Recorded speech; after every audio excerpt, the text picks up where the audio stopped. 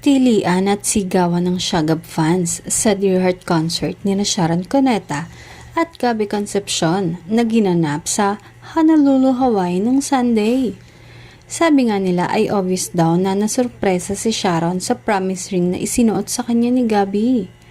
Kwento pa nga, para daw yon sa friendship ng dating mag-asawa na kahit matapos na ang kanilang concert tour ay mananatili ang friendship ng dalawa.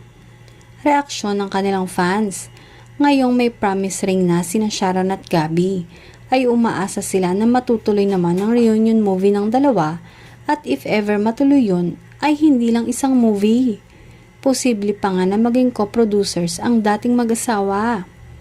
Actually, lahat ng nakakakita ay nahalata na very true nga ang friendship ni Sharon at Gabby at mas komportable nga sila ngayon sa isa't isa at gusto talaga nila ang kanilang pagsasama sa concert tour. Sabi naman ng ilang Shagab fans, happy na sila na muling nagkasama sa Dear Heart concert tour ang dating mag-asawa at aabangan nga nila ang mas marami pang projects.